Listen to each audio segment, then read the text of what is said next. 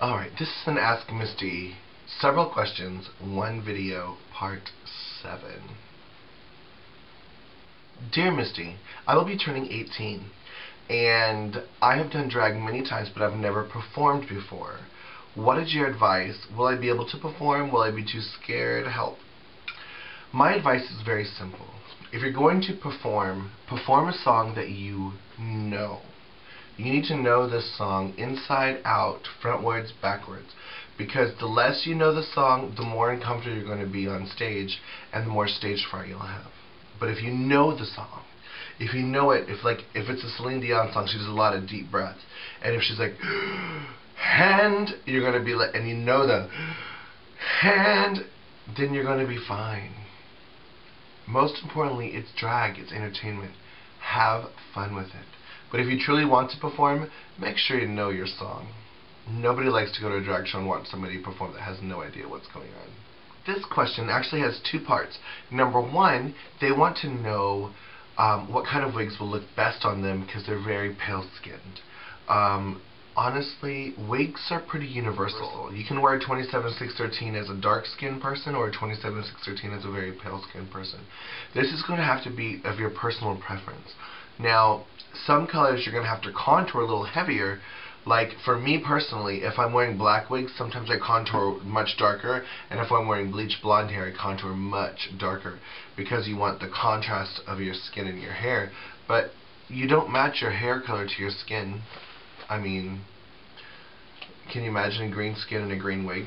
It just wouldn't look right, right?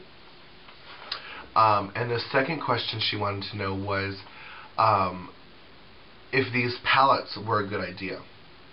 She's seen palettes of many colors on them, and she wanted to know if it's a good idea. Yes, especially if you're starting out. These preset palettes, you're going to get many colors. And that gives you a great opportunity to play with color and see what looks good. Ooh, today I'm going to do green. Tomorrow I'm going to do orange. Next I'm going to do red. And just try it and see. And experiment and play. And the more you play, the more you'll learn about your face. So I absolutely do think that you should get a big color palette. But, again, I do think that it should be a good quality makeup. You don't want real girl, cover girl, because then it will look like you're not wearing anything at all. Alright? And if you don't have a good quality makeup, make sure you have a good quality shadow base, which I've done a Misty Minute on. Okay, this next question is from Fashionista. This person is dating someone long distance, and for some reason their father cut them off financially, and their job has been preventing them to go to the Caribbean to visit his boyfriend. And he's offered to send a plane ticket, but the boyfriend refuses to come here. He wants to know my thoughts and ideas or suggestions. I think that, number one, long-distance relationships, for the most part, don't work. And I say that because in my personal life, I have many friends that have boyfriends and or husbands. And whenever one of my friends comes to visit Fort Lauderdale, they always end up cheating on their boyfriends. And I'm not saying that, that's their issue or whatever, but my theory is, if your boyfriend is not here, what's to say he's not cheating on you over there? I don't know. Unless you're married and he gets taken overseas in the military or something takes him away, I just don't think it's a good idea to date long distance. Especially if he's not willing to get on a plane and come see you. It's a red flag. I'm not going to tell you to break up with him, but think about your relationship a little bit more and look into the warning signs of why. Why wouldn't he come visit you? I don't know. A little weird to me.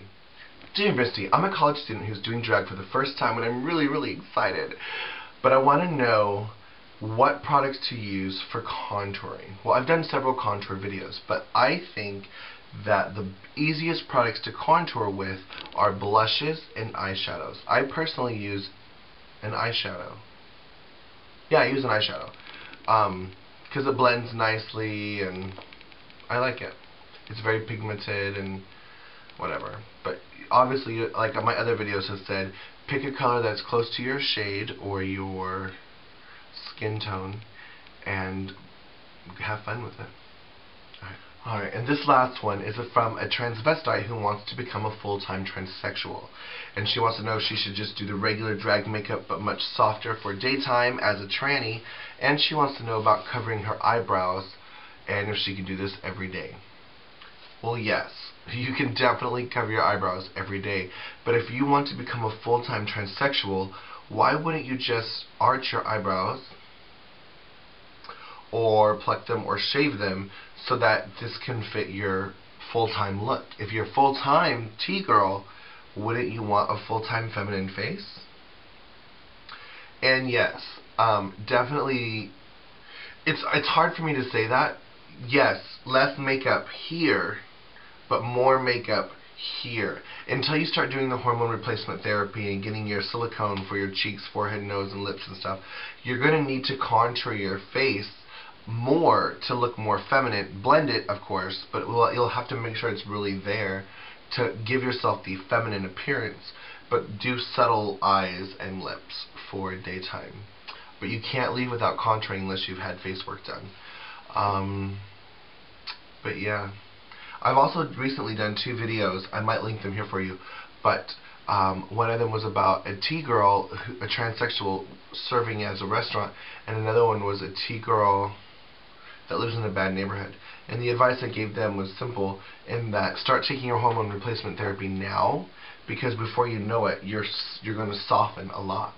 And once your features start becoming much more soft, it'll be much easier to transition into daytime. Anyways, that was Ask Misty. Thank you so much. Bye.